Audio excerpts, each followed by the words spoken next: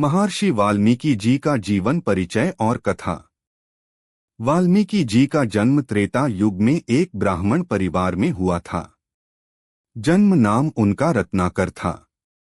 बचपन में वे पढ़ाई लिखाई में विशेष रुचि नहीं ले पाए और संगति बिगड़ने के कारण उनका जीवन चोरी डकैती और हिंसा में बीतने लगा। रत्नाकर बड़े होकर एक भयानक डाकू बन गए। उनका काम यात्रियों को लूटना और मारना था। लोग उनसे बहुत डरते थे, लेकिन अंदर से वे बेचैन रहते थे, क्योंकि आत्मा पापों से कभी संतुष्ट नहीं होती। महर्षि नारद से भेंट। एक दिन ऋषि नारद वहां से गुजरे। रत्नाकर ने उन्हें भी लूटना चाहा। नारद जी ने कहा, रत्नाकर, तुम यह पाप क्यों करते हो? क्या तुम्हारे परिवारजन तुम्हारे पाप में भागी होंगे?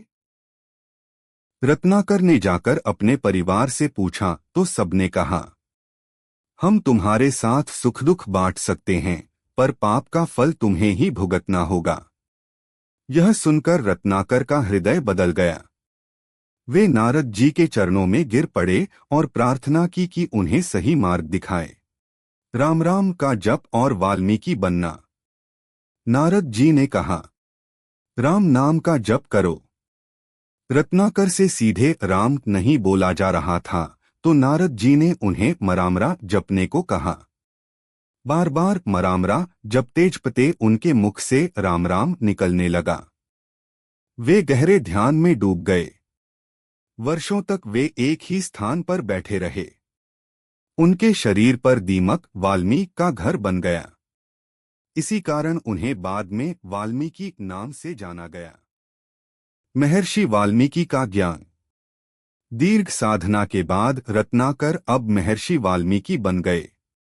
उनमें दया, ज्ञान और भक्ति का प्रकाश फैल गया। वे बड़े तपस्वी और ऋषि बन गए। रामायण की रचना। महर्षि वाल्मीकि को संसार का पहला कवि माना जाता है। उन्होंने भगवान श्री राम के जीवन की अद्भुत कथा लिखी, जो रामायण कहलाती है। रामायण केवल एक महाकाव्य नहीं, बल्कि धर्म, नीति और जीवन जीने की शिक्षा है। सीता माता और लवकुश।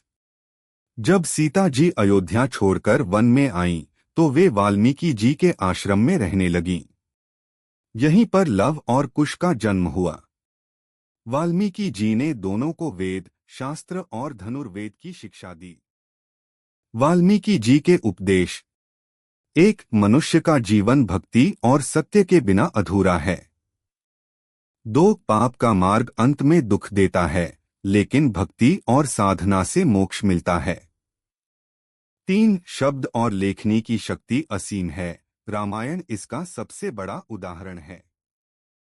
वाल्मीकि जी का जीवन हमें यह सिखाता है कि चाहे इंसान कितना भी पापी क्यों न हो, अगर वह भगवान का नाम लेकर भक्ति के मार्ग पर चल पड़े तो महर्षि और कवि बन सकता है। वीडियो पसंद आया तो लाइक करें और कमेंट करें, चैनल को सब्सक्राइब करें।